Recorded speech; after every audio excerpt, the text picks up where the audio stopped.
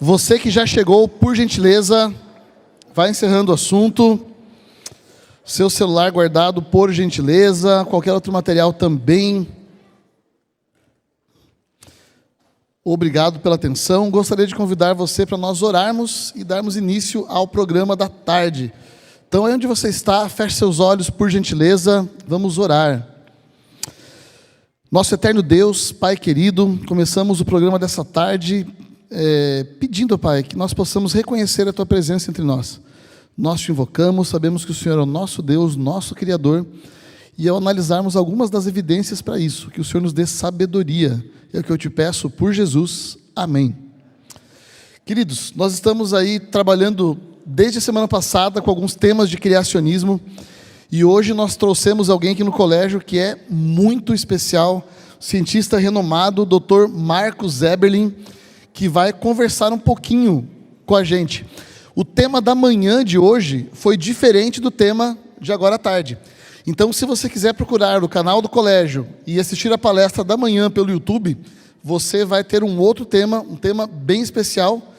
Dr. Marcos, nós vamos ter então esse tema, que é título também de um dos seus livros, né? Então, uma salva de palmas para o nosso convidado. Se eu fosse mencionar o currículo, levaria mais de uma hora só para fazer uma palestra aqui à parte. Mas o senhor pode dar alguns detalhes a mais, se apresentar para a gente? Seja bem-vindo e que Deus te abençoe. Muito bem, galera. É um privilégio imenso estar aqui. Já falei pela manhã, falando para vocês.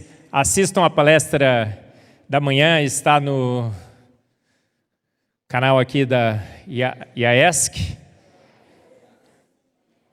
Manhã, tá certo? Isso. Sobre a nossa ancestralidade símia comum. Será que o chimpanzé é o primo evolutivo? Nós estamos discutindo ali várias evidências científicas, à luz da ciência, sobre essa questão.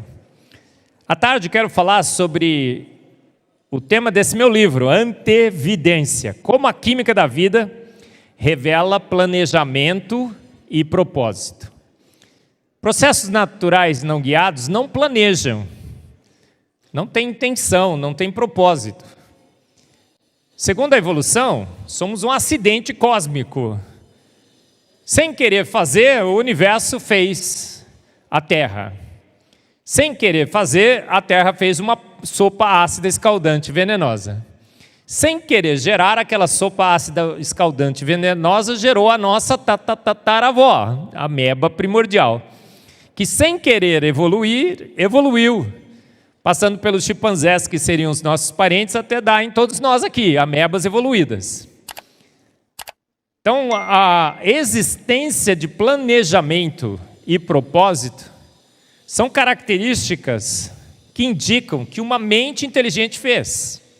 Mentes inteligentes têm planejamento, têm propósito. Fazem porque querem fazer. Planejam o que querem fazer. E essas evidências claras de planejamento e propósito na vida mostram claramente que uma mente inteligente fez o universo, fez a vida, fez a terra e os fez todos prontos. E uma característica desse planejamento, desse propósito, é que essa mente inteligente anteviu, viu antes. É o significado da palavra antevidência. Teve essa capacidade de antever, de prever, de imaginar o que aconteceria. E ao imaginar o que aconteceria, estabelecer no universo, na Terra e na vida, condições que preparassem o universo, a Terra e a vida para enfrentar os problemas futuros que foram antevistos, com toda antevidência. Então, essa é uma característica exclusiva de mentes inteligentes. Só mentes inteligentes conseguem planejar. Só mentes inteligentes têm o propósito de planejar para fazer alguma coisa que ele quis fazer.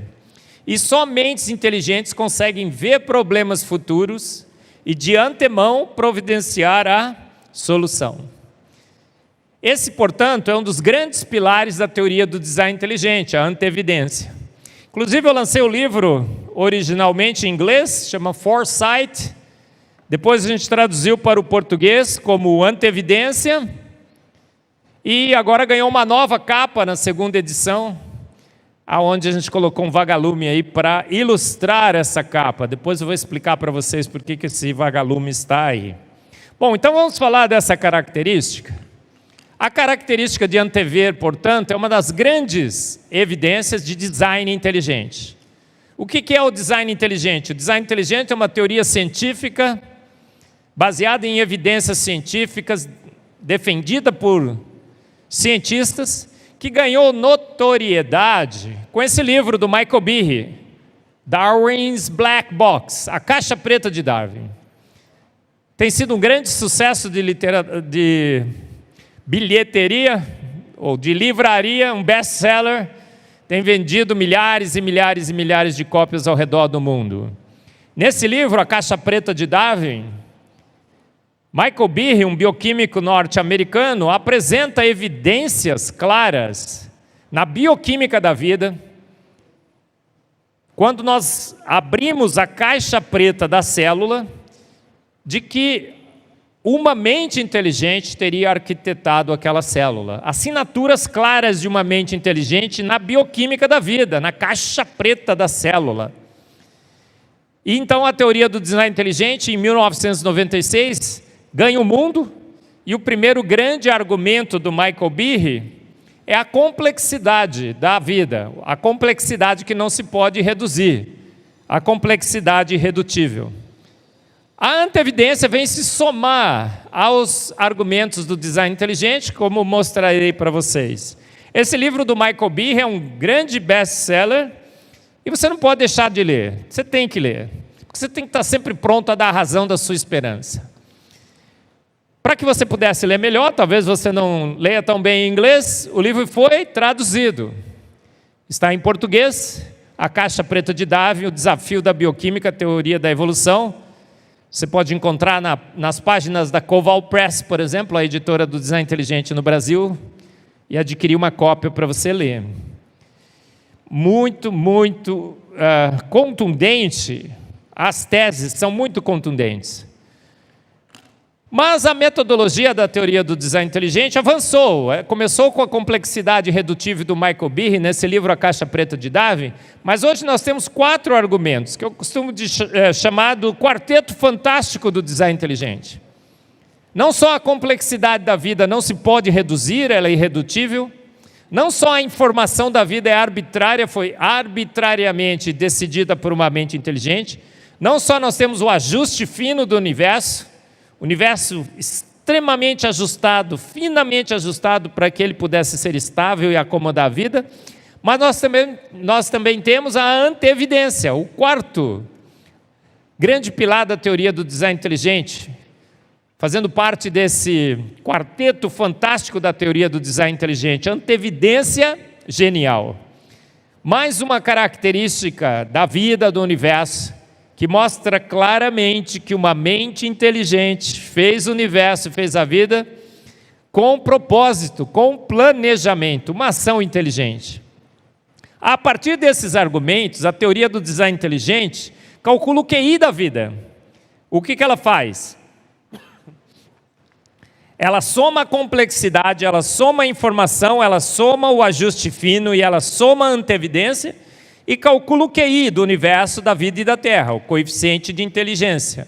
Se esse QI, essa soma fosse baixa ou próxima de zero, Darwin estaria certo. O universo não é inteligente. O universo é fruto de um processo acéfalo, despropositado, não intencionado. Mas se esse QI for alto, seria uma evidência clara de design inteligente, onde a antevidência estaria somando nesse valor de QI. O que a gente descobriu com a teoria do design inteligente? O que descobrimos? Que o QI do universo não é zero, que ele não é baixo, ele não é alto, ele não é altíssimo. É um QI infinito, e cada vez que a gente estuda, esse infinito aumenta mais. É uma quantidade absurda de inteligência que podemos detectar com o exercício da ciência, na vida, na Terra e no universo.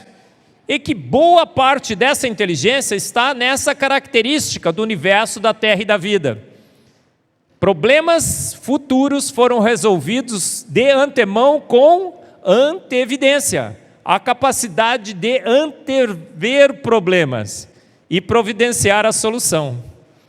Nos meus livros, principalmente o Anteevidência, mas o Fomos Planejados e o Duelo Científico dos Séculos, meus 3 livros, eu mostro muitas e muitas e muitas evidências. Eu brinco, é as top 1000 evidências de anteevidência genial no universo, na Terra e na vida.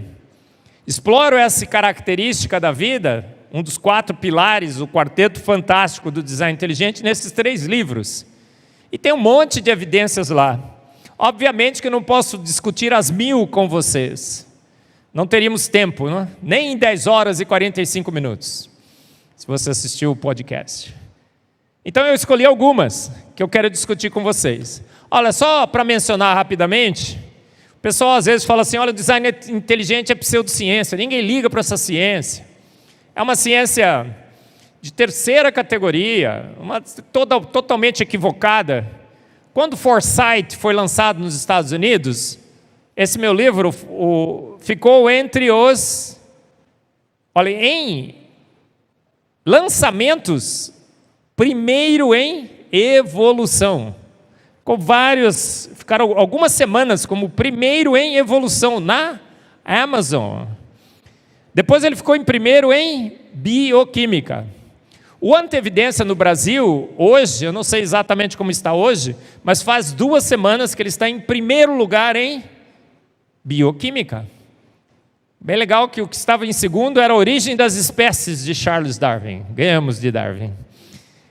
Uma época, o Anteevidência, esse livro que eu estou discutindo com vocês, ficou entre os 1000 mais vendidos da Amazon. E a Amazon comercializa 67 milhões de obras. O último número que eu tive. Ele ficou entre os 1000 mais vendidos. O que esses números indicam? A discussão de fato é relevante. E a tese é forte. Forte o suficiente para atrair a atenção de leitores ao redor do mundo. Número 1, lançamento número 1 em evolução, lançamento número 1 em bioquímica na Amazon, distribui para o mundo inteiro. Número 1 em bioquímica no Brasil, número 2 em química, a gente só perdeu por uma tabela periódica no Brasil. Legal, não é? Quando o livro original, Foresight, que agora é Anteevidência em português, foi lançado nos Estados Unidos, eu precisava de endossos para o livro. E consegui alguns interessantes. Por exemplo, o livro foi endossado por 3 ganhadores de prêmios Nobel. Vocês estão vendo 3 deles aí? Um prêmio Nobel em Medicina, Gordon. Um prêmio Nobel em Química, Gerald Etler, se eu falei o nome certo dele. E o Brian Josephson, Nobel em Física. Medicina, Química e Física. 3 ganhadores de prêmio Nobel endossaram o livro. E o Mike Bowers, na época, era editor do JACS, Journal of the American Chemical Society. 4 grandes nomes internacionais endossaram o livro. Não é pseudociência. Não é uma narrativa de negacionistas. É boa ciência que confirma claramente que uma mente inteligente fez o universo, fez a vida e os fez prontos. Grandes cientistas brasileiros também endossaram o livro. Professor da UFMG, professor da UNB, professor da USP, professor da UFAM e professor da Federal Fluminense. Bom, então o que é a anteevidência? E por que essa característica é uma forte evidência de que uma mente inteligente nos fez? Anteevidência, então, é a capacidade de ver antes, antever. É a capacidade de prever e moldar o futuro. É a capacidade de perceber um problema de antemão, providenciar a solução. Mas eu acho que esse exemplo aqui, essa ilustração, é a mais fácil de entender. Olha só, esse ratinho com anteevidência está fazendo o quê? Ele está observando o sistema. E antes desse sistema funcionar, ele está percebendo nesse sistema um problema mortal.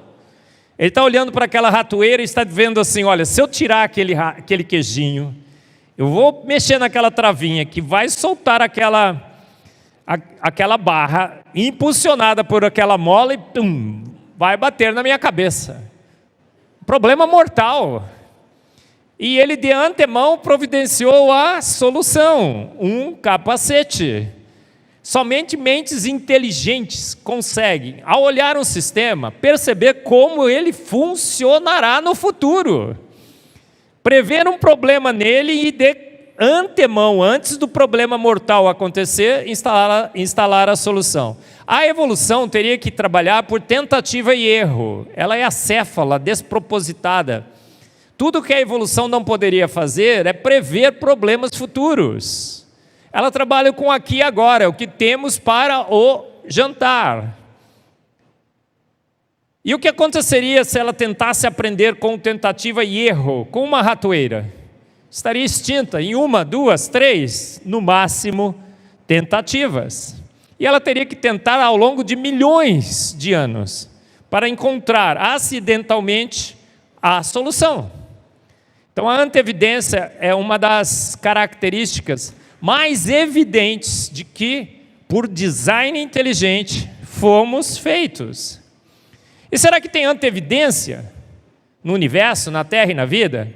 Será que nós vemos essa característica em quem fez o universo, em quem fez a Terra, em quem fez a vida, o capacete para se proteger da ratoeira? Sim, os exemplos são abundantes, contundentes, inúmeros. Falei para vocês que nos meus livros eu tenho os top 1000, vou apresentar alguns para vocês. No universo, o que acontece com o universo? Olha, o universo é congelante. Como vocês sabem, a temperatura média do universo é 2,7 Kelvin.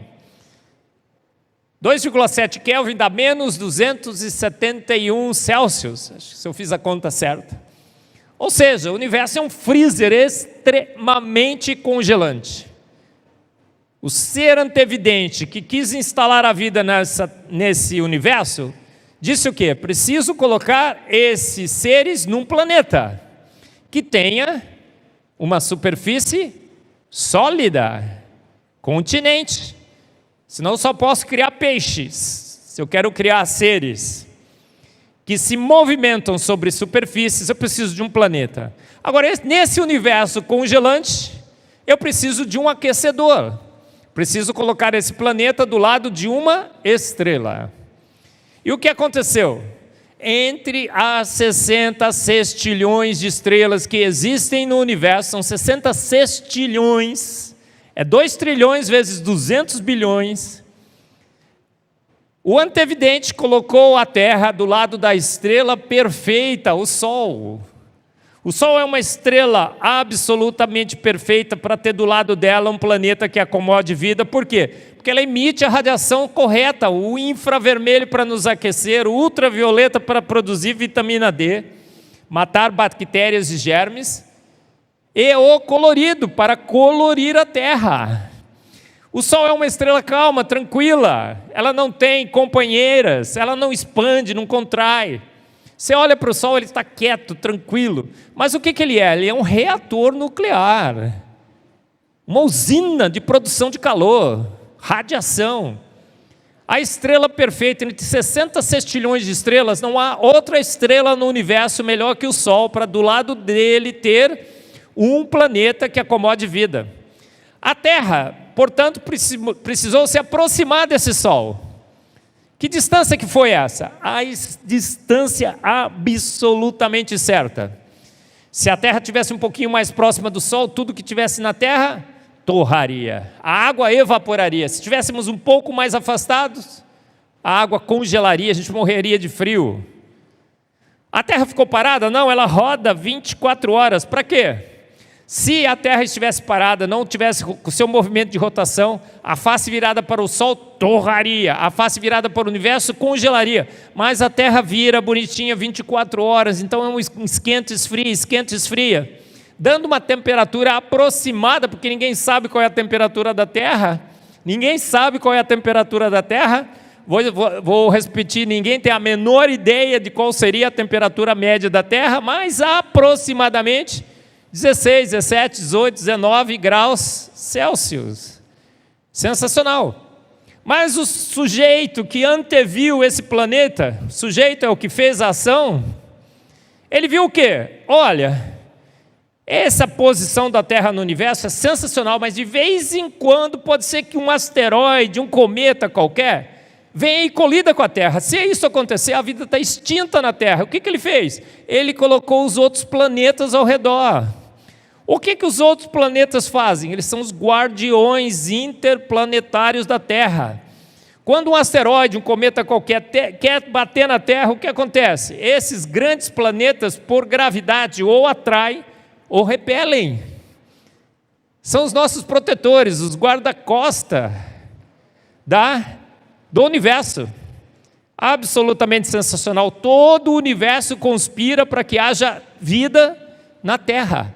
A Terra, portanto, está na suíte presidencial no universo, do lado da melhor estrela, na posição correta dessa estrela, com a rotação certa, protegida com os planetas certos, e várias outras características que a gente poderia mencionar. São mais de 1.200 características únicas que só a Terra tem. O pessoal está procurando exoplanetas por aí. Lá no debate do século, o Sacani disse, não, já encontramos 5.300. Aí eu disse assim, Sacani, você pode encontrar 300 trilhões de planetas. Nenhum deles acomodará a vida. Por quê? Porque a Terra é sobrenatural. Todos os recursos probabilísticos do universo mostram que não há chance, sorte suficiente no universo para que um planeta com 1.200 condições únicas que só a Terra tem, exista. Quando falta sorte, design inteligente. É impossível encontrarmos outro planeta com condições que a vida tem, por processos naturais não guiados. Sorte não seria suficiente, toda a sorte do universo não seria suficiente para você estabelecer um planeta como a Terra. A Terra é sobrenatural, está na suíte presidencial do universo. O Sol, como eu disse, é a estrela perfeita. Que estrela escolher? O Sol. Olha lá, ele emite UVC, UVB e UVA. Emite visível e infravermelho. E infravermelho para esquentar, visível para colorir, e UVC para matar os germes e bactérias, para você sintetizar a vitamina D. Mais de 1.200 condições únicas que só a Terra tem.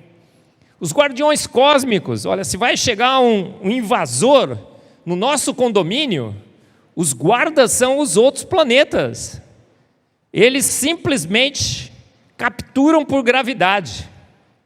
Ah, mas você vai me dizer assim, professor, eu aprendi na minha aula de física, cosmologia, não sei, que a radiação do Sol, por exemplo, UV, não é toda boa. Tem uma parte que não é boa para a vida na Terra, sim. Mas como que o antevidente resolveu esse problema? Filtrando a radiação ultravioleta. Ele poderia ter trocado o Sol, mas ele resolveu com uma solução absolutamente sensacional. Ele acertou a atmosfera da Terra para que na atmosfera da Terra formasse o que nós conhecemos como a camada de ozônio. E a camada de ozônio, toda a atmosfera faz o quê? Junto, o ozônio, o nitrogênio, o oxigênio, fazem o quê? Da radiação ultravioleta do Sol, deixa-se passar apenas a radiação que é essencial para a vida. E a radiação que poderia destruir a vida, UV, é barrado. Olha nesse diagrama. O UVA do Sol é muito bom para a vida. Passa praticamente pela nossa atmosfera todo o UVA, 95% de transmissão. O UVC é extremamente energético, não seria bom para a vida na Terra. A gente teria que estar com filtro de UVC todo o tempo. O que acontece com a atmosfera da Terra? Ela barra 100% da radiação UVC. E o UVB? O UVB é bom, mas o Sol emite demais. Quem barra a radiação UVB? A camada de ozônio. Deixa passar 95% é barrado e o restante passa. Exatamente a quantidade certa, que nós, 95% do UVB é barrado, 5% do que seria suficiente passa. A química envolvida na atmosfera da Terra, filtrando a radiação UV, é absurdamente sensacional. É uma coincidência cósmica, é um ajuste extremamente fino. Olha, nesse diagrama você pode ter um pouco mais de detalhes, como que esse filtro da radiação UV funciona. Olha, o Sol emite um pouquinho de UVE, que é extremamente energético, mataria a vida na Terra. O que acontece com a radiação UVE? A frequência da radiação UVE bate exatamente com a frequência vibracional do nitrogênio. E o nitrogênio barra o UVE. O UVC, o que acontece com o UVC? Também é do mal, alta energia. A frequência da radiação UVC bate exatamente com a frequência da vibração do oxigênio. E o oxigênio absorve o UVC. Olha que duas coincidências cósmicas. Mas quando o oxigênio absorve o UVC, ele quebra em O. O O quebra em O. Agora o O reage com o O e forma o quê? O com O. O. É a química do O. Forma-se ozônio. Agora, o ozônio formado nesse processo vai lá e faz o quê? Filtra a radiação UVB, deixando passar os 5% que são essenciais para a vida na Terra. E o UVA? O UVA passa 100%. É um ajuste extremamente fino, com várias coincidências cósmicas, frequências de radiação batendo com frequências vibracionais. Átomos formando átomos e moléculas essenciais para a vida na Terra.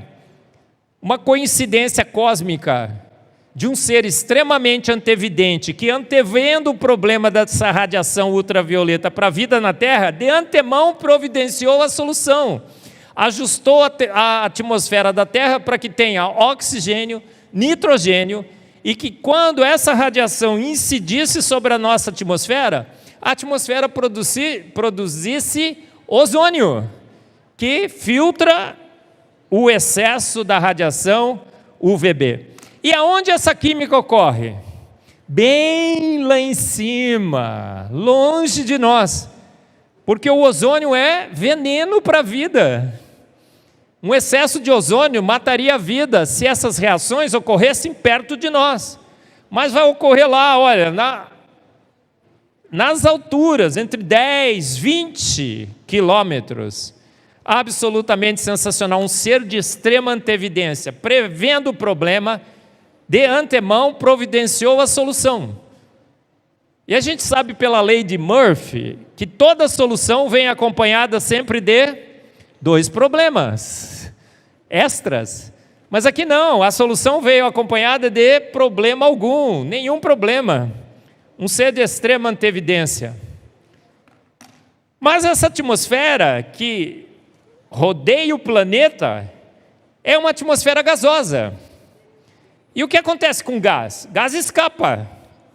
Ah, mas se você contrair muito esse gás, aumentar a sua pressão, esse gás se torna líquido. A gente sabe disso. Mas a atmosfera, para que nos protegesse, ela precisaria continuar gasosa. E o que aconteceu num ato de extrema antevidência? Um planeta com a gravidade certinha foi criado para quê? Aprisionar a nossa atmosfera no estado gasoso. Se a gravidade da Terra fosse um pouco maior do que ela é, o que aconteceria com o gás da nossa atmosfera? Se tornaria líquido. E com líquido a gente perderia a proteção da radiação ultravioleta. Pior, quando um pequeno asteroide que tivesse escapado dos guardiões cósmicos tentasse entrar na nossa atmosfera, esse asteroide cairia na nossa cabeça, um risco mortal para a vida. Mas hoje não, a atmosfera gasosa queima esse asteroide por atrito, e a gente vê as estrelas cadentes. Quando você vê uma estrela cadente, lembre-se que a estrela cadente só é uma estrela cadente porque um ser antevidente fez a atmosfera certa para que quando pequenos asteroides escapassem dos guardiões cósmicos, eles queimassem na nossa atmosfera e não caíssem na nossa cabeça. Sensacional. Se a gravidade fosse maior, a atmosfera gasosa se tornaria líquido, vida extinta na Terra. Se a gravidade fosse menor, o que aconteceria com a nossa atmosfera gasosa? Se perderia para o espaço. Olha, Elon Musk quer nos levar para Marte. Será que a vida em Marte será viável? Absolutamente não. Todas as previsões indicam que essa é uma loucura, absurdamente louca. Porque a atmosfera de Marte é extremamente rarefeita. Muito, muito pouco gás lá. Se cair um asteroide em Marte, cairá de fato na sua cabeça. Você não observará o fenômeno maravilhoso das estrelas cadentes. A atmosfera de Marte é só constituída de gás carbônico, praticamente. Então não tem nitrogênio, não tem oxigênio, não tem camada de ozônio. Um desastre total. Aí o que acontece com a nossa atmosfera? A nossa atmosfera tem nitrogênio, não tem? Nitrogênio é essencial para a vida.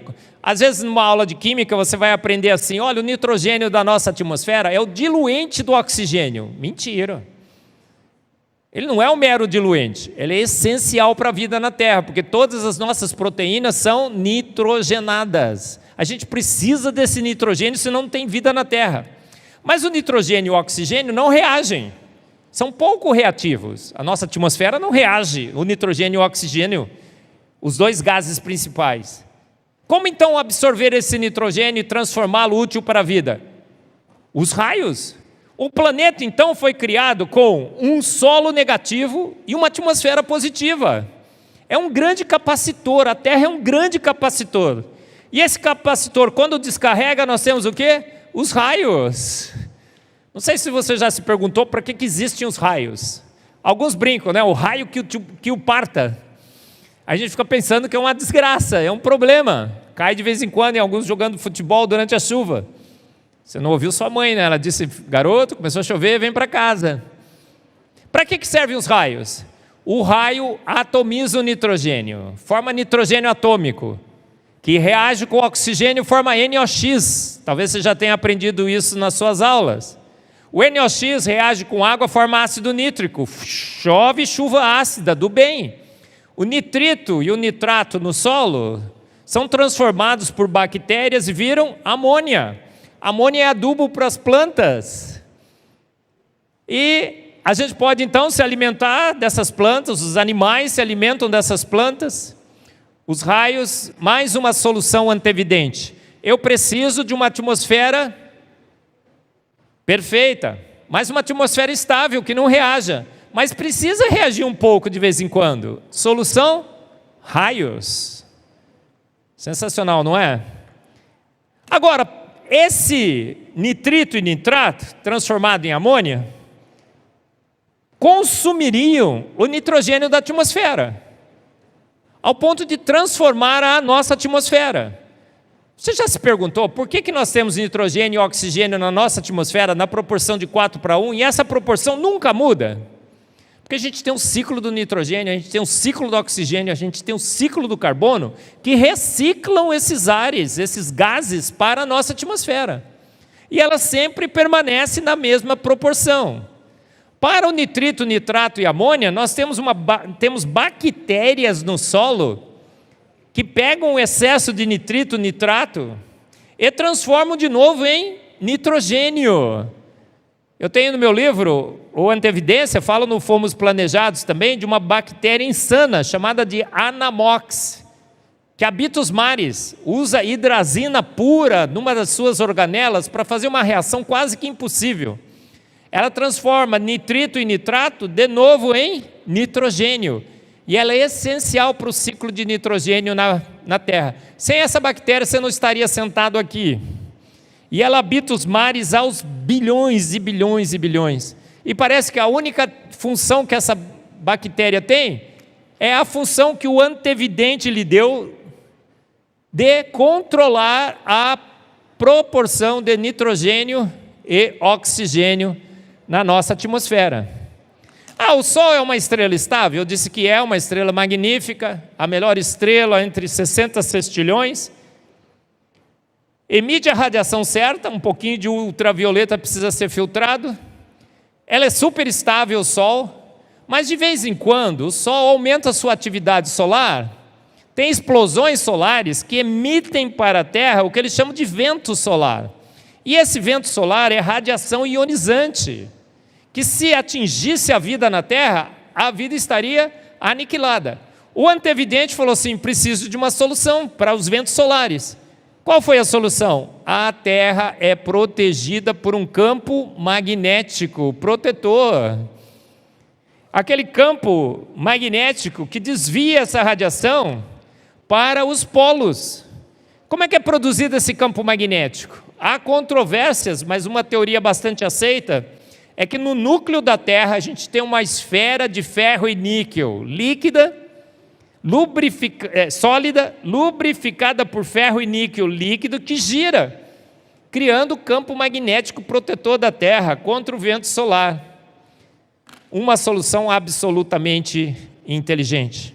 Mas o sujeito que orquestrou a vida disse: eu preciso de um líquido para sustentar a vida. E aí ele criou a água. Aí você pega a água, você vai beber a água, como eu tenho aqui essa garrafa. Aí você bebe a água e lembra daquelas 3 características que a gente sabe muito bem da água. A água é insípida, inodora e incolor. Aí você fala: nossa, é um líquido comum. Insípido, não tem nem cor, não tem gosto, não tem cheiro. Será que a água só tem essas 3 propriedades? Absolutamente não. Ela tem 74 propriedades físico-químicas únicas que só a água tem. Bom, não ter cheiro é magnífico. Já pensou se a água tivesse cheiro e você não gostasse do cheiro da água? Já pensou se tivesse gosto, você não gostasse de água? Tivesse cor, você não gostasse da cor de água? Então, para que ninguém não gostasse de água, a água não tem gosto, não tem cheiro e não tem sabor. Sabor, cheiro e cor. Então é impossível não gostar de água. E aí o que acontece? Por quê? Porque ela é essencial para a vida. Mas além dessas 3 características, a água tem 74 propriedades físico-químicas únicas que só a água tem. Ela é o solvente universal, ela é o tampão universal, ela tem o efeito de capilaridade, ela sobe pelos capilares das plantas. Mas talvez a propriedade mais exótica e espetacular da água é que seu sólido flutua sobre o seu líquido. Gente, gelo flutua em água. Por que eu estou admirado com isso? Porque isso é contra uma lei da física. A física, se você vai numa aula da física, o seu professor de física vai falar assim: todo sólido é mais denso que o seu líquido, portanto afunda no seu líquido, menos a água. A água faltou nessa aula de física. A água expande quando solidifica. Agora, por que ela fez isso? Porque o antevidente, com a sua mente extremamente inteligente, percebeu vários problemas se a água congelasse na Terra e afundasse. Qual seria um deles? Nos países mais frios, quando a temperatura diminui, o que vai acontecendo? A água chega no máximo de temperatura, no máximo de densidade a 4 graus Celsius, oxigenada, ela vai para o fundo do lago. A temperatura cai mais, forma uma camada de gelo. O que acontece com aquela camada de gelo? O gelo também é um isolante térmico. E ali se forma uma garrafa térmica. A temperatura pode cair para menos 10, menos 20, menos 30, menos 40. O lago continua congelado, com água líquida no seu interior, com a superfície apenas congelada, e com água oxigenada. E quem sobrevive dentro desse lago durante o inverno? Olha lá, o peixinho, numa boa. Gente, se os lagos congelassem no inverno, o que aconteceria? Só os peixinhos morreriam? Não, todos nós. Toda a cadeia alimentar da Terra estaria corrompida, comprometida. Os oceanos congelariam. Então o gelo flutua, uma solução extremamente antevidente. Mais um problema, esse talvez seja o problema número 1 da vida. Para que existisse vida na água da Terra, você precisaria de uma fábrica nanomolecular, a célula. Mas essa célula, se fosse feita sem proteção, ela seria o quê? Destruída. Então eu preciso proteger essa cidade, eu preciso de paredes, cercas, todo um ambiente isolado e protegido. Qual foi a solução para a proteção? Talvez vocês não estudaram todos isso, vão estudar nas suas aulas de bioquímica. A solução foram moléculas absolutamente sensacionais, que são os fosfolipídios. Dá uma olhadinha na estrutura delas. Os fosfolipídios têm uma cadeia apolar, uma cauda apolar bastante longa e uma cabeça polar.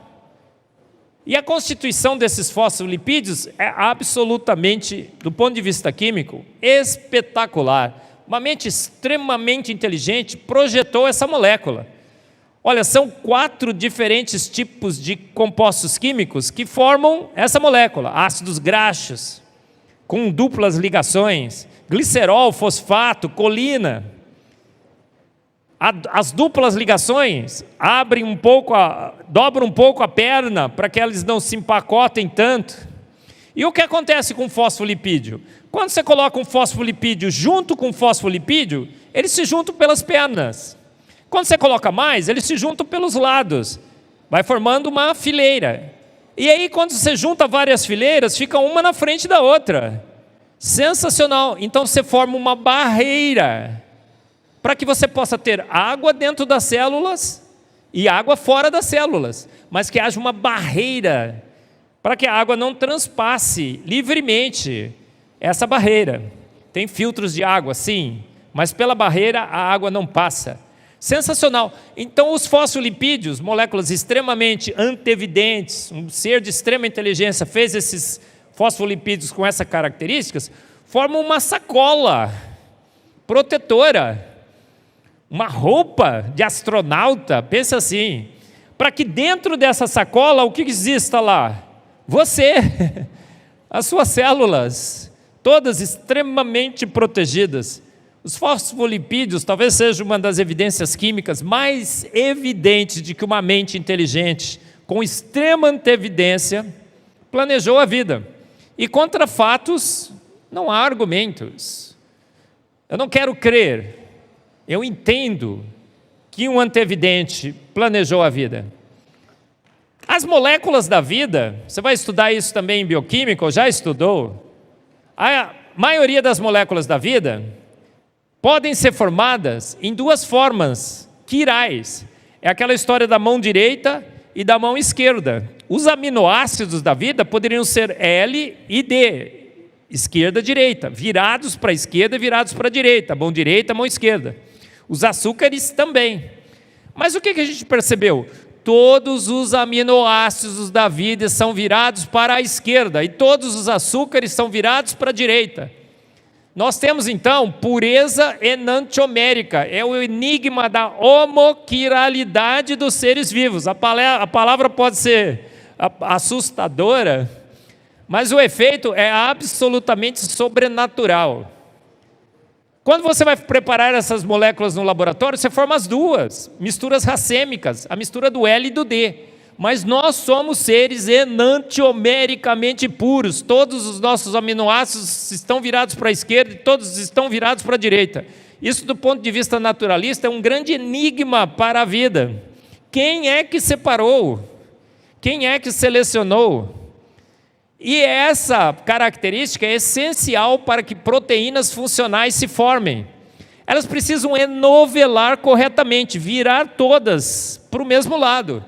Se um único aminoácido virar para o lado errado, você perde a consistência tridimensional e a funcionalidade das proteínas. Sensacional. É uma característica irrecusável, indesculpável, de que uma mente inteligente foi lá e fez, eliminando uma das possibilidades que processos naturais não guiados formariam. Os evolucionistas falam assim, não, só precisava de um pequeno excesso de uma para que a seleção natural fosse selecionando ao longo de milhões e milhões de anos. Sabe o que isso significa? Só precisava o rato ficar testando com a ratoeira ao longo de milhões e milhões de anos até que surgisse um capacete. Não dá. Primeira vez que ele tentasse, ele estaria morto. A primeira vez que você tentasse formar uma proteína funcional com uma mistura que não fosse 100% pura enantiomericamente, a proteína não teria funcionalidade. Então aqui é um tudo ou nada. Quem veio primeiro, o ovo ou a galinha da homoquiralidade? A galinha da homoquiralidade veio pronta com um ovo dentro. Ou a vida nunca teria dado a partida. Um outro grande problema, esse aqui é sensacional, presta atenção, porque sem essa solução você não estaria sentado aí. No dia que você foi fecundado, o óvulo da sua mãe encontrou o espermatozoide do seu pai, quantos espermatozoides do seu pai começaram a corrida? 200 milhões de espermatozoides. Mas quantos espermatozoides chegaram ao redor do óvulo da sua mãe? 200. Muitos ficam pelo caminho, tem que virar para a direita, alguns viram para a esquerda. O óvulo solta um perfume que o espermatozoide sente, mais uma solução antevidente. Como que ele acharia o óvulo? Ele instalou um perfume no óvulo. E os espermatozoides vão atrás, mas alguns quebram pelo caminho, têm problemas mecânicos, direcionais, e chegam 200 espermatozoides ao redor do óvulo. Olha aí eles, atrás do óvulo. Mas quando chegam ao redor do óvulo, 200 espermatozoides, quantos espermatozoides do seu pai perfuraram o óvulo da sua mãe? Se chegaram 200? Apenas um. Se tivesse perfurado 2, o que aconteceria? Você não teria nascido, estaria morto lá, na fecundação. E sua mãe provavelmente teria morrido, porque provavelmente, nem sempre polispermia causa a morte da mãe. Mas é um problema seríssimo, a mãe está em risco de vida. Então, o que o antevidente fez? Olha, ele disse o seguinte, vou ter que começar com 200 milhões. A corrida é longa, vão chegar poucos, vou calcular para chegar a 200. Por quê? Porque sabia que os espermatozoides estão diminuindo a motilidade? Está chegando menos. Se você usa celular no bolso, se seu pai usava celular no bolso, chegou menos ainda. Então ele fez uma conta de excesso, conta de engenheiro, 2 mais 2 igual a 7, que dá e sobra.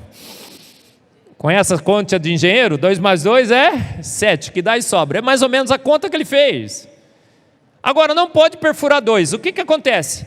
A partir do momento que o primeiro espermatozoide do seu pai perfurou o óvulo da sua mãe, um processo metabólico absolutamente antevidente e incrível, endureceu o óvulo da sua mãe.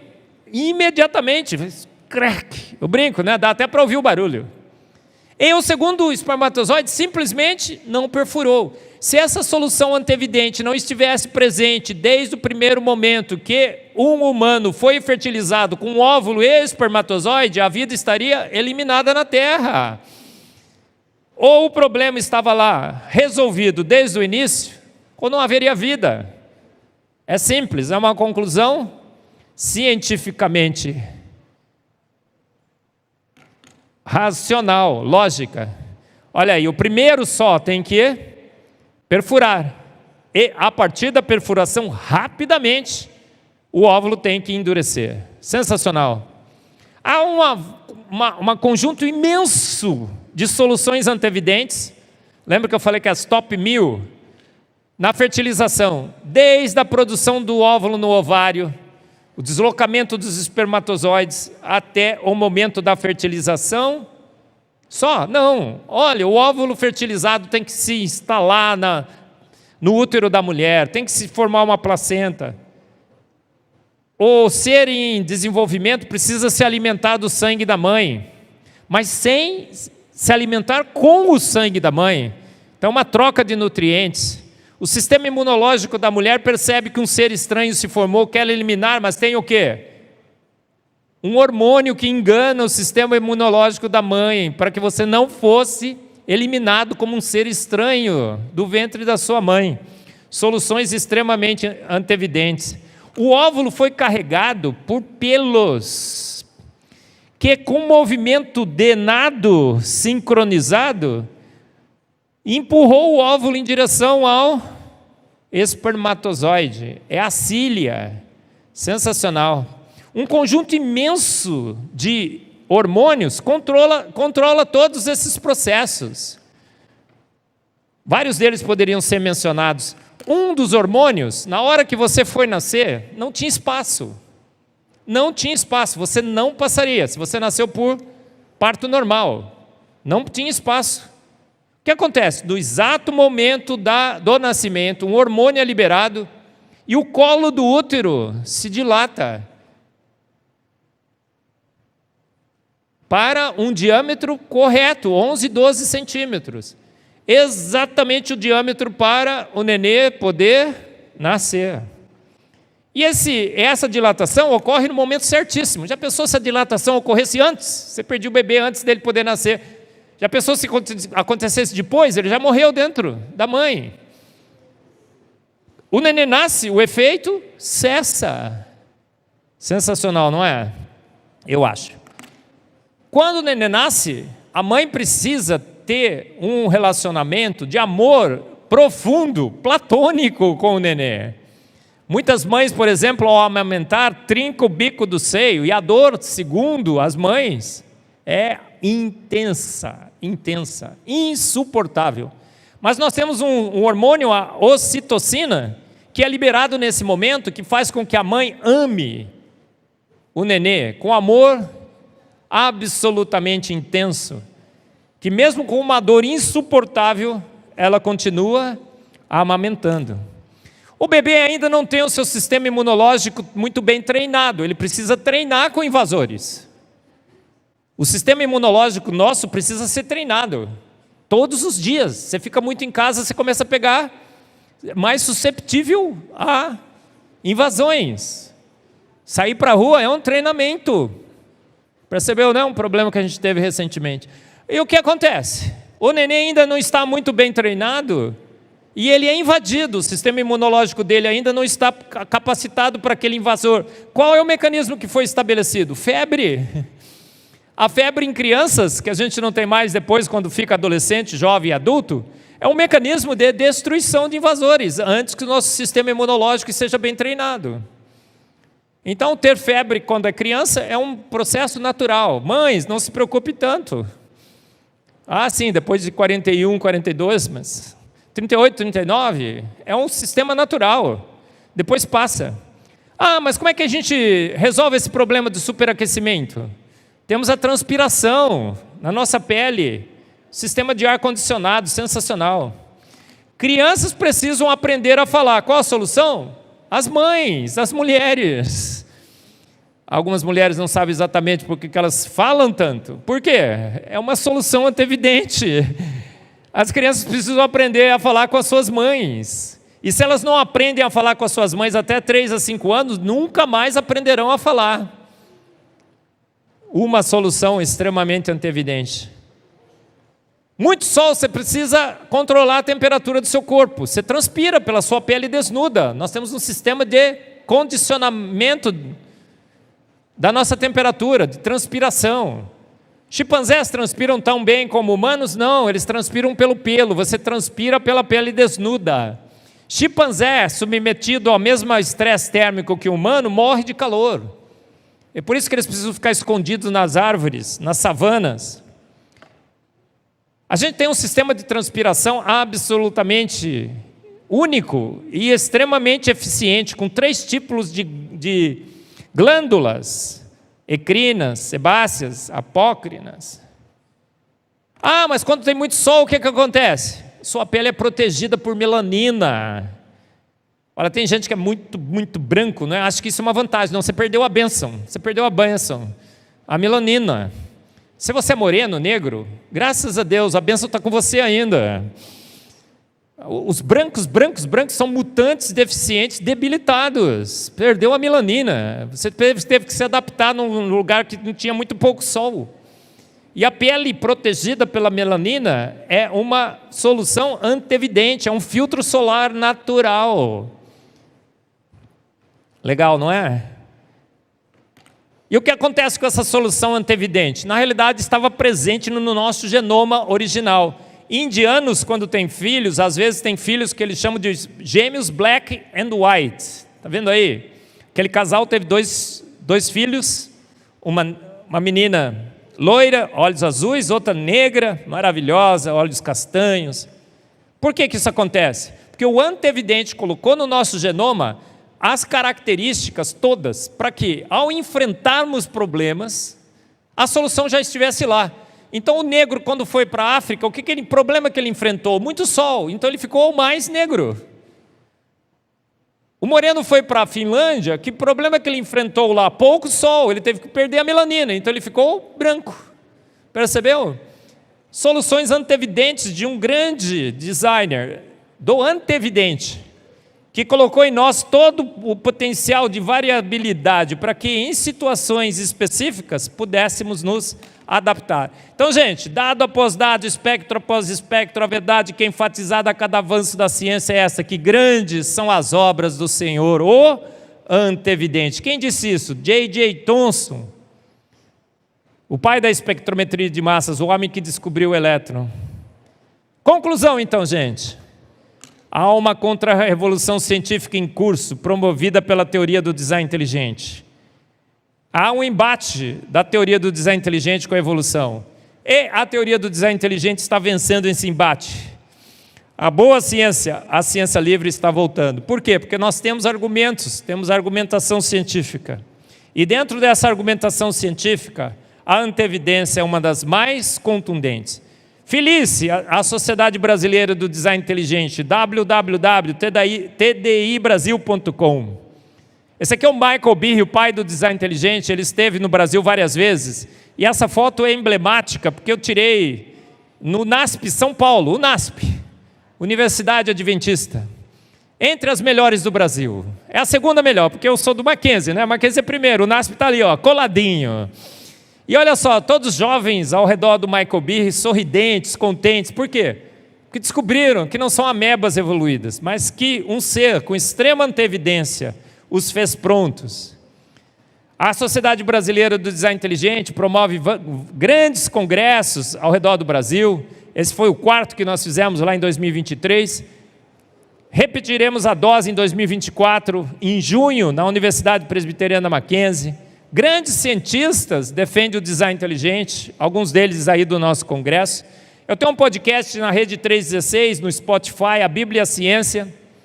Um podcast em que o cientista ousa anunciar que a Bíblia que tem autoridade sobre a ciência e não a ciência sobre a Bíblia. Assistam. Tem um outro podcast da IPP TV, são mais de 60 podcasts, assistam também. E olha, eu vou terminar com essa frase emblemática: cientista bom é cientista ateu? Não, cientista bom é cientista que crê em Deus, como Adalto Lourenço e eu, e toda uma legião de grandes cientistas. Muito obrigado.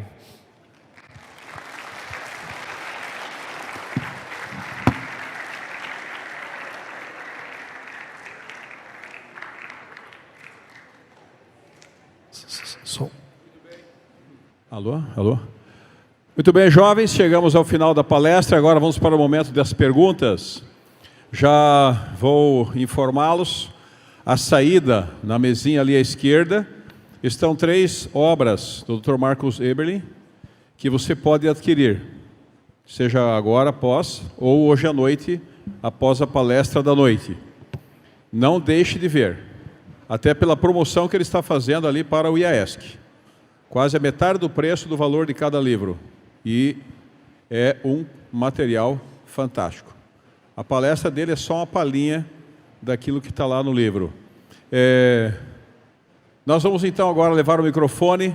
Quem quer fazer a primeira pergunta da tarde? Levante a sua mão. Alguém quer fazer a primeira pergunta?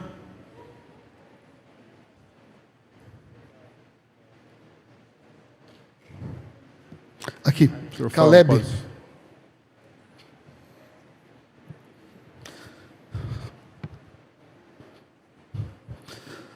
Caleb, aluno do segundão.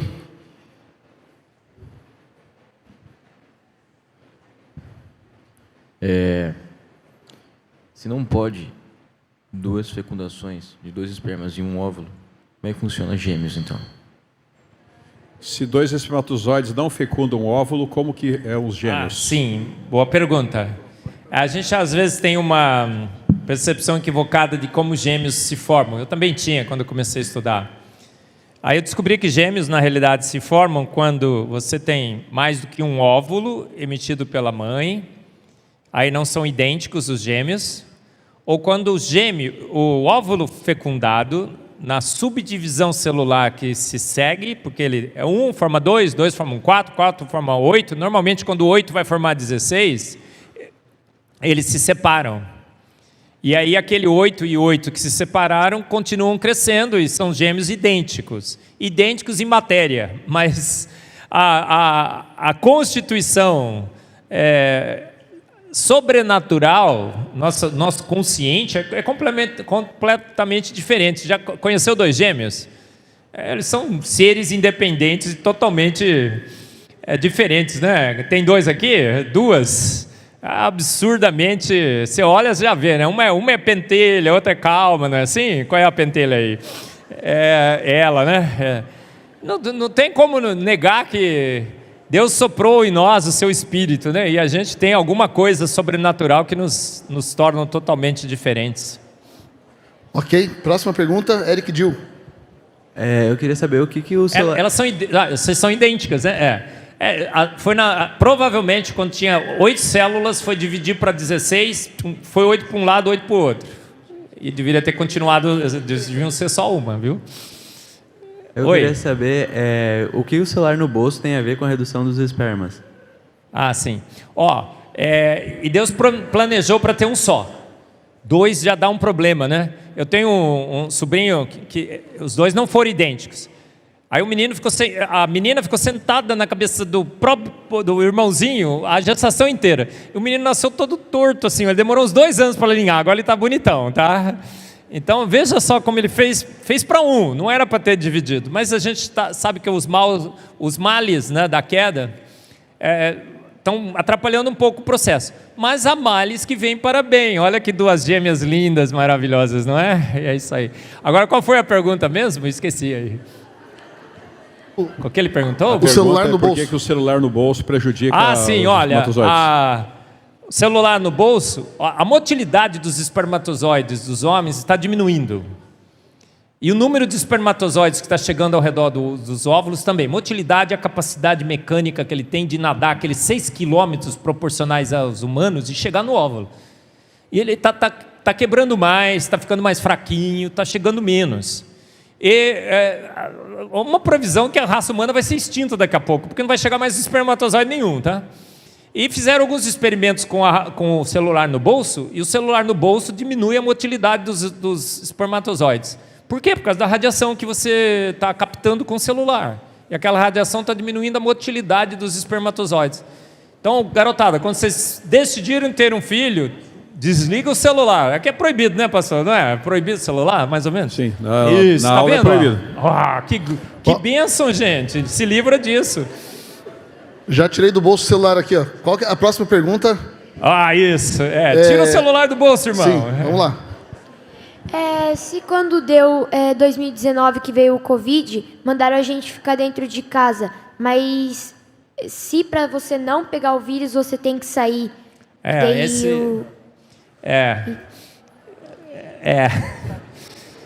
Você sabe que esse assunto é proibido, né? Mas tudo bem, vou falar. Não tenho medo, não. O que acontece? Foi um equívoco. A gente ficando em casa, o nosso ar, a gente se acostumou com os ataques que nós tínhamos, nosso sistema imunológico percebeu que a gente tinha menos perigo e você deu um download no sistema imunológico. Então, você fica muito preso no mesmo ambiente, seu sistema imunológico começa a reduzir a atividade. Aí você sai na rua... Então, um dos grandes mecanismos que o antevidente fez é que o nosso sistema imunológico precisa ser treinado. E quanto mais você treina, melhor. Então, disseram que as favelas iam ser exterminadas, não disseram? A favela continua de boa e ninguém morreu. Aqui atrás, na sua direita. Vamos lá, Miguel. Há um tempo atrás, eu estava lendo um artigo na internet, que eu acho que foi o senhor que publicou, falando sobre maná caindo na África. O senhor pode explicar melhor isso para mim, por favor? Maravilha, olha, essa talvez seja uma das experiências mais fantásticas da minha vida. Pastor Gerson, uma vez entrou no meu laboratório, Pires de Araújo, pastor adventista, entrou no meu laboratório e falou: professor, eu tenho nesse frasquinho aqui uns cristalzinhos brancos. É o maná que cai na África, que foi coletado. O senhor poderia fazer um exame? Falei: meu Deus, maná? Ele falou: é. Aí eu peguei o maná, um dos cristalzinhos, falei: posso provar? Ele falou: pode. Aí eu coloquei na boca assim, ele dissolveu, um gostinho docinho, maravilhoso. Eu falei: uau, um dos poucos seres desse planeta a experimentar o maná, ainda hoje. E a gente fez uma análise daquele cristal. Ele tinha açúcar, carboidrato, gorduras, toda a constituição que um bom alimento deveria ter. Aí eu perguntei para ele: pastor Gerson, onde você coletou isso? Ele falou: tem uma tribo na África, né, uma igreja que passou muita fome, começaram a orar e começou a cair esse maná dos céus. E aí um grupo do NASP ali de Engenheiro Coelho foi lá, fez uma excursão, gravou, filmou o maná caindo. Rapaz, você vai assim, no descampado, não tem nada, não tem árvore, não tem avião passando, e tem aqueles grãozinhos caindo, eles mostram assim. E pegaram esse grão, a gente analisou, e o que eu escrevi no relatório assim: não sei se é maná, não sei. Eu só sei que isso daqui é um ótimo alimento. Ótimo alimento. Então todas as evidências parecem confirmar essa versão de que Deus realmente mandou maná dos céus para alimentar aquela tribo. O maná não estragava. Aí um amigo meu, né, pastor Wesley, falou assim: mas professor, o maná lá no deserto, no outro dia já estava estragado. Eu falei: essa aí é a versão 2.0 de Deus. Sensacional. Tem um documentário no NASP Ribeirão Preto, o NASP Engenheiro Coelho, sobre esse evento, a viagem, as análises. Deus me deu um privilégio de participar dessa história e de ser o laboratório que analisou. E, de fato, aquele cristal que chegou no meu laboratório tinha todas as condições de, se você está passando fome, de se alimentar com ele. Ok, aqui também, à direita ainda, Roberto Ezequiel. Oi. Eu queria fazer uma pergunta com relação à diferença cromossomial. Tipo, XX e essa questão. A diferença do quê? Cromossomos.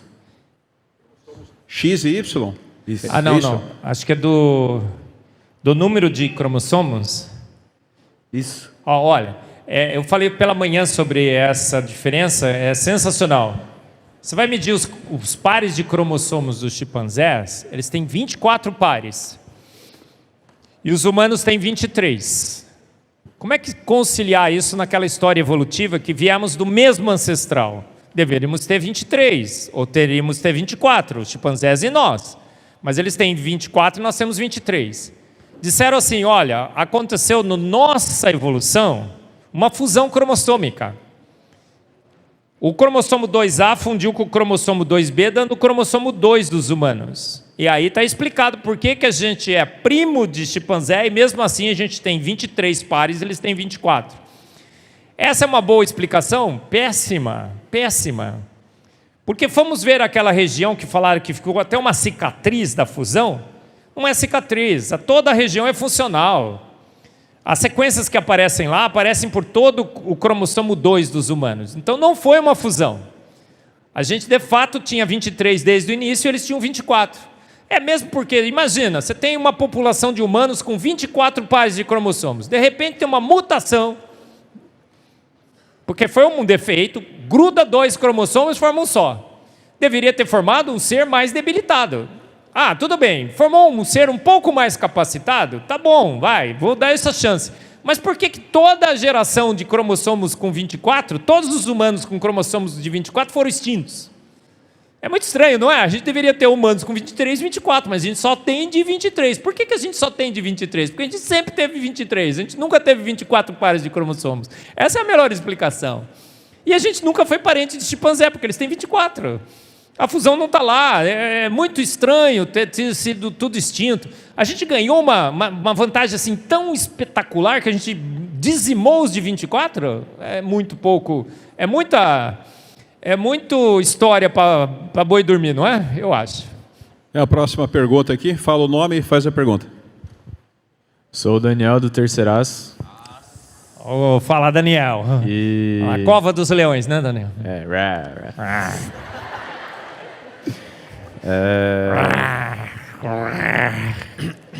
Fala, Daniel. Tô sem jeito agora.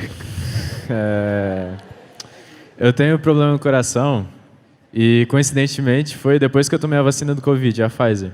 Daí eu queria saber sobre essa vacina, se tem alguma coisa a ver mesmo, sobre a reação que ela pode causar. Rapaz, vocês querem me comprometer mesmo, né? Olha, eu não sei nem se sim, nem se não. Pode ser que sim, pode ser que não, viu, Daniel? Eu não sei dizer. Eu sei que eu faço parte de um grupo, que acha que os problemas que a vacina trouxe foram inúmeros, inclusive parecido com o que você está relatando, tá? Mas eu não sei, eu não sou médico, eu não sei como... Talvez seja natural, talvez seja de algum problema, eu não sei. Eu só sei que tem um grupo muito grande que eu faço parte que desconfia que esses problemas podem ser boa parte decorrente da vacina. E muitos atletas de alto desempenho falecem porque uma válvula do coração, que é alto desempenho, está sendo prejudicada também. Então, se trouxe ou não trouxe benefício, se no final valeu ou não vale a pena, eu não sei. Eu fico meio desconfiado que não, mas eu não sei. Pergunta aqui. Boa tarde. Boa tarde, garoto. Como é que você chama? Marcos. Ah, que nome lindo, Marcos. Sensacional, rapaz. Eu nunca vi um nome tão lindo, Marcos. A minha pergunta é, existe alguma possibilidade de os dinossauros não terem sido completamente extintos no dilúvio? Absolutamente sim. Eles não foram extintos no dilúvio, acho que eles entraram na arca, acho não, tem muitas evidências hoje, tá? Eu achava que eles tinham sido extintos no dilúvio. Encontramos tecido mole em dinossauro, tem relatos de dinossauros na história recente, até 1600 depois de Cristo. Eu tenho uma palestra minha, chama Dinossauros na História, na Ciência e na Bíblia. A Bíblia descreve 2 dinossauros. Para Jó, né, Deus fala, contempla o bimote, é um braquiossauro. Jó 41 é um dragão que cuspia fogo. E tem muitas evidências de dinossauros, inclusive pós-diluvianas. Encontramos tecido mole, Marcos. Então eu achava que eles tinham sido extintos antes do dilúvio. Depois comecei a achar que eles tinham sido extintos no dilúvio. Agora eu tenho praticamente certeza que eles sobreviveram ao dilúvio. E viveram conosco até 1600 depois de Cristo. Vários relatos na história. E, recentemente, um pesqueiro japonês pescou um plesiosauro. Conhece essa história? E aquilo é um plesiosauro, não tem como... Tem foto, tem desenho, tem selo no Japão do plesiosauro. Então parece que talvez nem extintos foram. Talvez tenha algum por aí, tá? Eu vivo sonhando, Marcos, que vou encontrar o monstro do Lago Ness. E que é um dinossauro, mas é só sonho, tá? Se isso vai um dia se tornar realidade, eu não sei. Próxima pergunta aqui, fala o nome e a pergunta. Meu nome é Alana e eu tenho uma pergunta. O senhor falou no começo da palestra dos planetas que o nosso é um dos, é o único que poderia ter vida. Mas em Jó fala que vieram representantes de outros planetas. Então, eu queria saber se o senhor acredita se realmente tem vida em outros planetas. Não, eu entendo. Olha, tem uma discussão teológica, eu não sei se eu concordo 100% com ela, tá? Que existiriam vidas em outros planetas, que foi Deus que criou. Deus tendo criado, eu não tenho problema nenhum. Tá? Como Deus tem capacidade de criar vida num planeta como a Terra, Ele teria capacidade de criar vida em outro. Não é isso que eu estou discutindo. Eu estou discutindo a possibilidade de processos naturais terem criado a Terra. Absolutamente impossível. E que por processos naturais, a Terra já seria um milagre. Existe outra, seria um milagre duplo, por processos naturais. Agora, Deus ter criado vidas e outras civilizações em outros planetas, Eu não sei, eu acho que tem gente que acha que sim, tem gente que acha que não. Os adventistas acham que sim, tem muitas teologias que acham que não. Eu acho que esse é um problema absolutamente irrelevante, porque Deus tem capacidade, não tem? Então, se você chegar lá e tiver outro, fala, de boa, tem outro. Se não tem, não tem. Para mim é indiferente. Mas foi Deus que fez, não foi? Aí tudo bem. Agora, processos naturais não guiados, não. Entendeu a minha tese? Não estou discutindo a capacidade de Deus fazer 1 ou fazer 100, 1000, se Ele quiser. Deus, não processos naturais. Vou levar a pergunta aqui para esse lado das meninas. Pastor Fábio, atrás você tem para a próxima pergunta lá. Quem que levantou a mão aqui? Então, vamos à pergunta. Oi. Oi, linda. Eu queria saber como é que quando a gente tem por exemplo, um vírus que ele é mortalmente... Ele é muito mortal, tipo ebola. Como a gente pode fazer a contenção dele, sendo que ele é um vírus que ele pode ser espalhado pelo ar? Você queria... Eu não sei, não estou escutando muito bem as perguntas. É sobre vírus, você falou do ebola. Sobre isso. Qual é a pergunta? Qual é a contenção que vocês conseguem fazer? Porque ele é um vírus que ele consegue se espalhar pelo ar. Ele tem o contágio dele é mortal. Sim. Então, como vocês fazem essa contenção para ele não ser espalhado? Porque eu sei que os cientistas eles têm amostras em laboratórios. Sim. Eu acho que a grande questão... Como é que você chama? Giovana. Giovana, a grande questão é por que vírus existem? E por que eles são danosos? Essa é a grande pergunta, concorda? Por que Deus criou os vírus? Eu tenho uma palestra que eu gravei na pandemia falando sobre essa questão. Quero que você assista, tá? Procura lá. Covid, processos naturais ou criado por Deus? Alguma coisa assim. Você vai encontrar no meu canal do YouTube. Se Deus criou, era bom. Deus viu que tudo era muito bom. Concorda? Então, os vírus, originalmente, tinham uma função.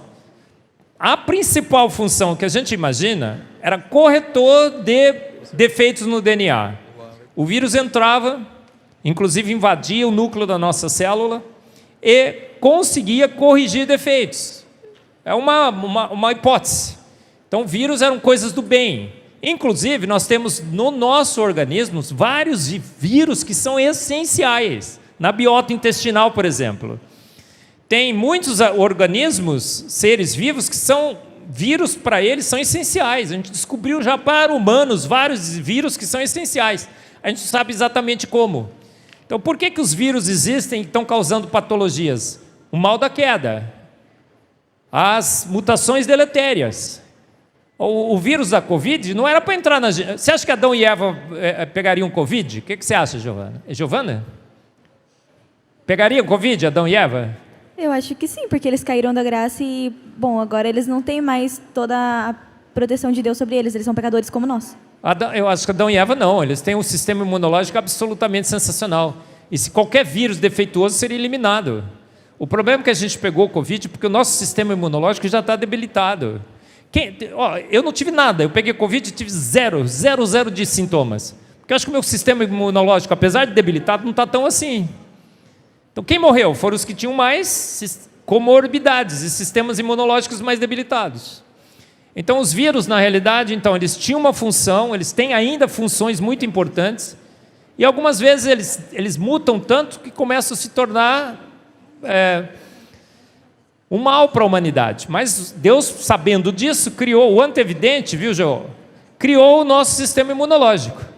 Só que o sistema imunológico também está perdendo a função.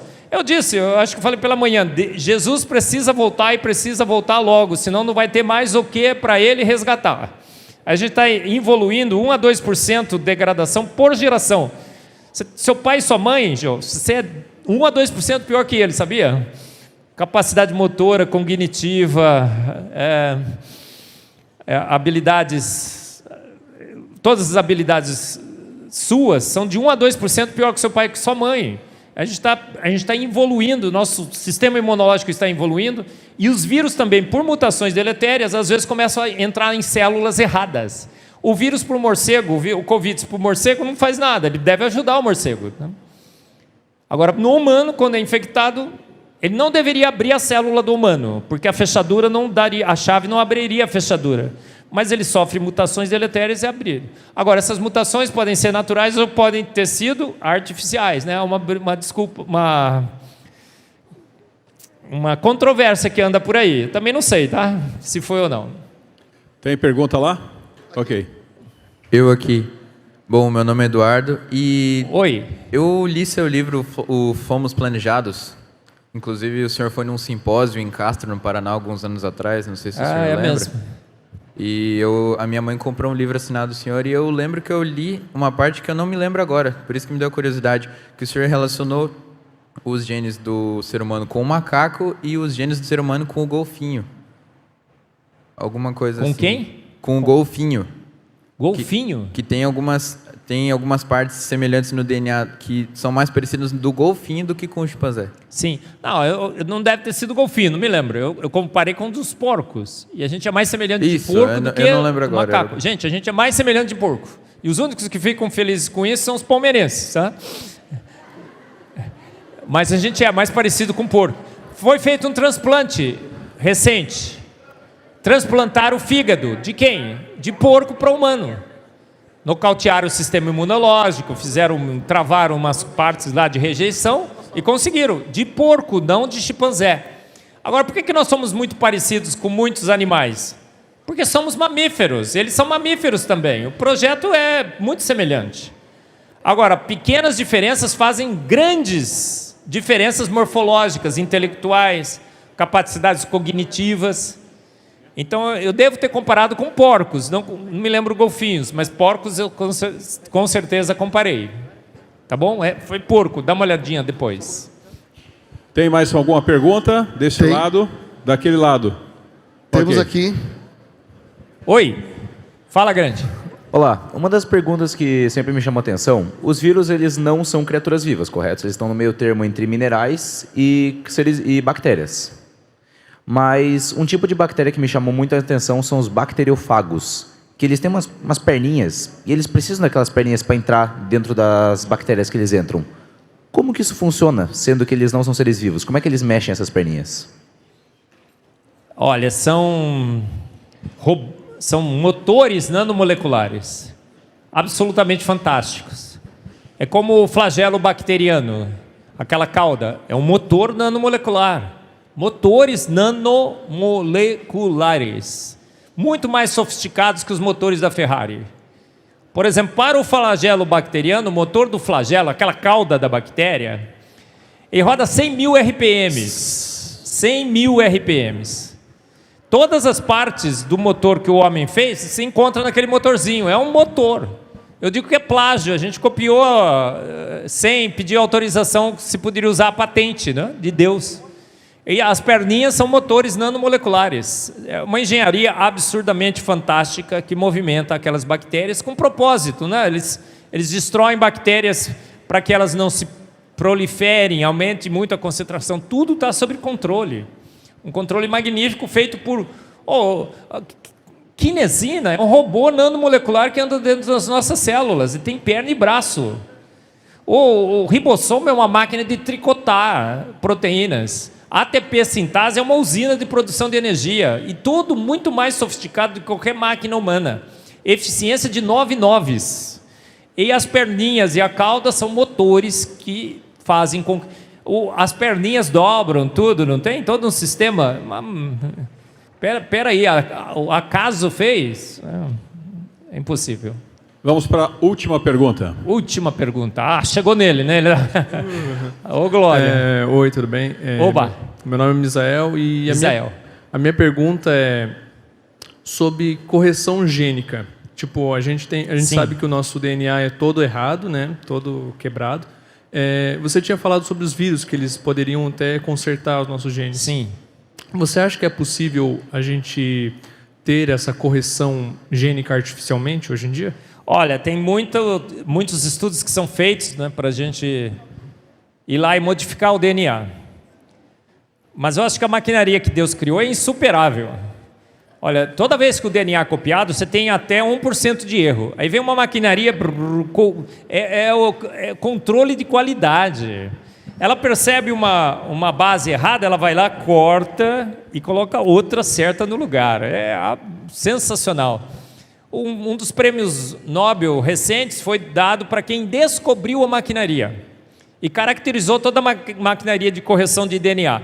Aí a minha pergunta, que prêmio que a gente deveria dar então a quem criou a maquinaria? Porque só para descobrir já deu um Nobel, não é? Então, todo um sistema. Agora, mesmo com todos esses sistemas de cross-checking, de controle de qualidade, mesmo assim, nós estamos acumulando de 50 a 100 mutações deletérias por geração. O sistema de correção já não está dando conta. E a gente está evoluindo aceleradamente. E essas 50 a 100 mutações deletérias, frente a 3,2 bilhões de pares de base, pode parecer pouco, mas está diminuindo as nossas capacidades cognitivas, motoras. Qual a outra? De 1 a 2% por geração. A gente está chegando numa situação alarmante no mundo. Então a gente vê, né, tem tantos problemas hoje, o Alzheimer, Parkinson, autismo, que está acelerando absurdamente.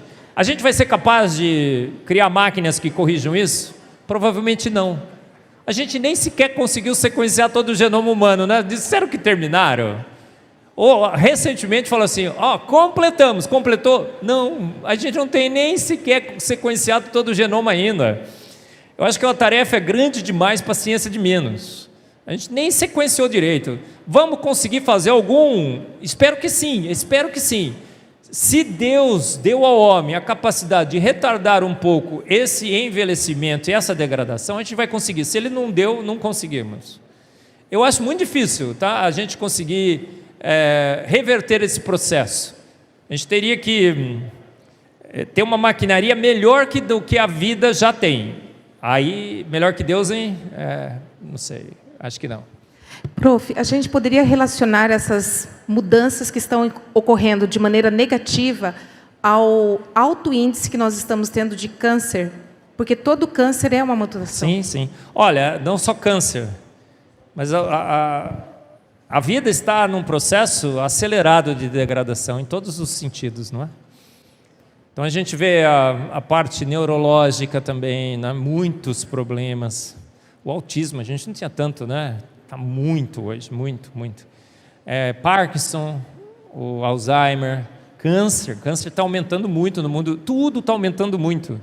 Eu faço parte de um instituto de nanotecnologia, a gente está concentrando em clínica, médica, em terapias. Por quê? Porque vai precisar. Praticamente todo humano hoje precisa de algum tipo de terapia. Enquanto que antes vida corria normal, a gente não tinha acesso. E por quê? Porque os males da queda têm se acelerado muito. E por isso que eu falo, olha, eu fiz uma previsão outro dia, professora, que Jesus precisa voltar nos próximos 100 anos, senão não vai ter mais o que para resgatar. E aí todo falso profeta, quando erra a profecia, precisa ser apedrejado, segundo a Bíblia, né? Mas depois de 100 anos já fui, então tudo bem, tá? Mas eu acho que é por volta de por aí, não passa de 100. Nós encerramos aqui então, pastor Fábio. Muito obrigado, pessoal. Uma salva de palmas, doutor Marcos.